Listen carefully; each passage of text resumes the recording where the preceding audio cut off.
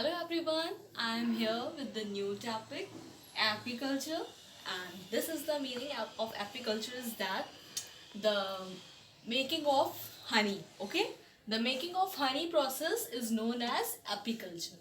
So here we discuss about the honey bees classification, species of classifications, honey, bee wax and fresh raw honey. All these things we are discussing here in a simple language. So what is culture? So artificial rearing for economics benefit. जब हम लोग artificial rearing करते हैं, economics importance क्या होते हैं और economics benefits वो होते हैं जो हार्मफुल भी हो एंड यूजफुल भी हो. So harmful and useful things are called economics benefits. Understood? Once Albert Einstein once remarked, if the beans disappointed of the surface of the blah blah blah blah. इसका मतलब Albert Einstein simple language में आपको ये कहना चाहेंगे, ये बताना चाह रहे हैं कि अगर एक भी हनी बी ना बचे इस दुनिया में, so the man would not be survive. कैसे? हम लोग आइए रीड करते हैं. Once remarked, if the bee disappointed of the surface of the globe, then men would have only 4 years of life.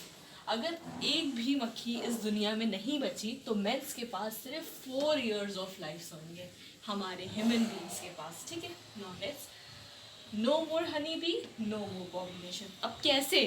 उसने बताया है कि अगर एक भी मधुमक्खी नहीं बची इस दुनिया में तो सिर्फ मेंस के पास 4 years of life of survival क्यों होंगे? वो इसलिए होंगे कि जब हनी बीज ही नहीं होंगी तो पॉलिनेशन नहीं होगा प्लांट्स में.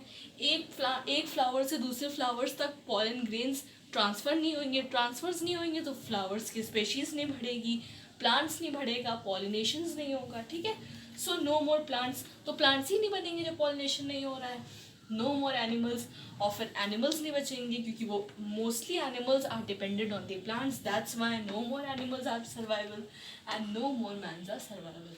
Understood that?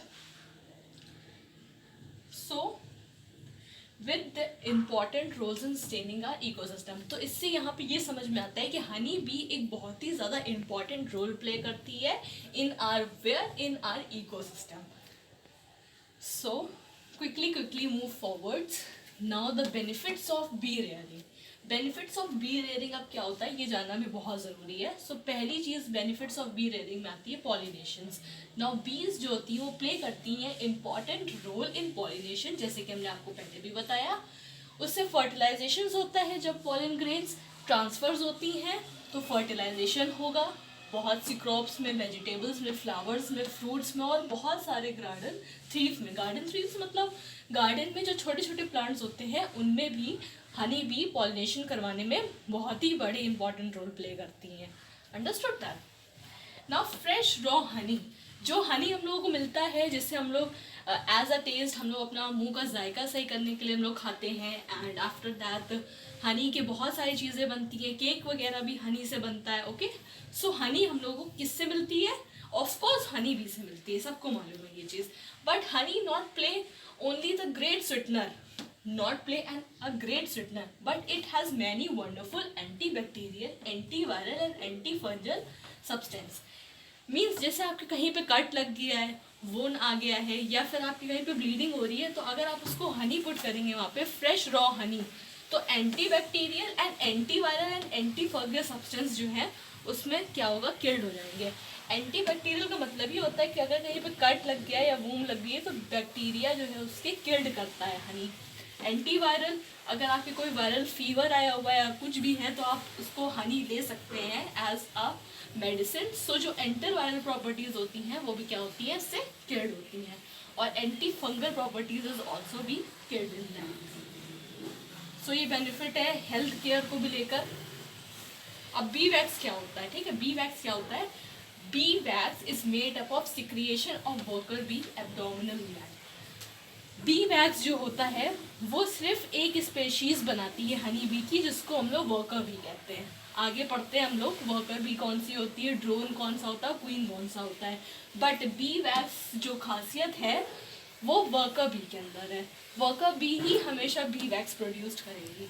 उनके एब्डोमिनल ग्लैंड में इतनी कैपेसिटी होती है कि वो बी वैक्स प्रोड्यूस कर सकें. अब यूजेस ऑफ बी वैक्स हम लोग जानते हैं क्या होते हैं. It is use to make candles, candles बनाने में बी वैक्स यूज होते हैं, ठीक है। मोम, इसको हम लोग सिंपल लैंग्वेज में मोम कहते हैं, मोम बनाने में यूज होते हैं। लोशंस जो हम लोग विंटर्स या समर्स में लगाते हैं वो ज़रूरी होते हैं। Lip balm, lip gloss, lipstick, plasters, dressing, carbon, paper, pencil, electric good, toothpaste, lotion, furniture polish, boot polish, protective coating etcetera, ये इन सब चीज़ों में बी वैक्स का यूज़ होता है। तो आप समझ सकते हैं बी वैक्स कितना मतलब ज़रूरी है bee wax, okay. It is also used in the laboratory for myotomy with the common wax or drop preparations of the tissue.